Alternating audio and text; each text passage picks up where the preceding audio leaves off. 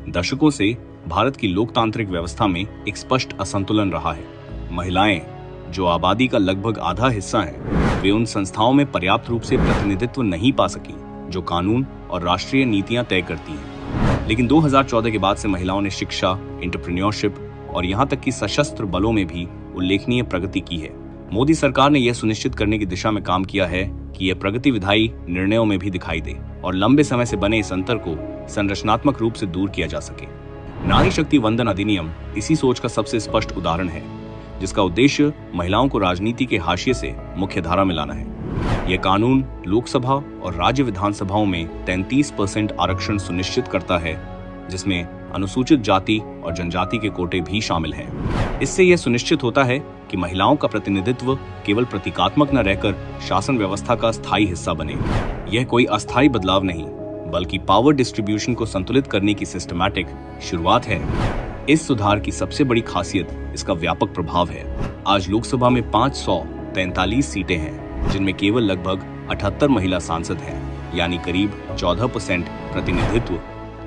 परिसीमन और 33% आरक्षण लागू होने के बाद लोकसभा की सीटें बढ़कर 816 से अधिक हो सकती हैं, जिनमें 273 से ज्यादा महिला सांसद होंगी। इसी तरह राज्य विधानसभाओं में जहां अभी महिलाओं का औसत प्रतिनिधित्व लगभग 9% है, वह बढ़कर 33% से अधिक हो सकता है। अनुमान है कि 6100 से ज्यादा सीटों में 2000 से अधिक महिला विधायक होंगी। यह बदलाव सिर्फ संख्या का नहीं, बल्कि निर्णय लेने की प्रक्रिया के स्वरूप का है, जहां अधिक महिलाएं सीधे कानून और नीतियां बनाने में भाग लेंगी। परिसीमन से जुड़े होने के कारण यह प्रक्रिया किसी भी राज्य के प्रतिनिधित्व को घटाए बिना लागू होगी, जिससे संघीय संतुलन भी बना रहेगा और नए अवसर भी बनेंगे।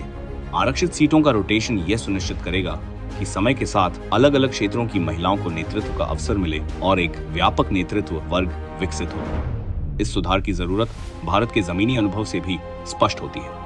पंचायती राज संस्थाओं में 33% से अधिक और कई राज्यों में 50% तक आरक्षण के चलते आज स्थानीय स्तर पर लगभग आधे प्रतिनिधि महिलाएं हैं। इससे शासन की प्राथमिकताओं में स्पष्ट बदलाव आया है। पानी, स्वच्छता, स्वास्थ्य और शिक्षा जैसे मुद्दों पर अधिक ध्यान दिया गया है। यदि इस प्रभाव को राज्य और राष्ट्रीय स्तर तक बढ़ाया जाए, तो नीतियों में और अधिक समावेशी बदलाव देखने को मिल सकता है।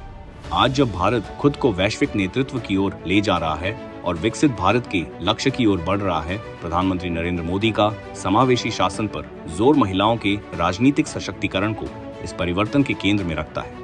महिला आरक्षण बिल के पीछे यही स्पष्ट सोच है कि महिलाओं ने जिन क्षेत्रों में प्रगति की है, वह निर्णय लेने की प्रक्रिया में भी दिखाई दे, ताकि वे देश के भविष्य को आकार देने में सीधे भागीदार बन सके। इस तरह महिला आरक्षण बिल मोदी सरकार का एक निर्णायक कदम है, जो लंबे समय से चले आ रहे स्ट्रक्चरल इम्बैलेंस को ठीक करता है।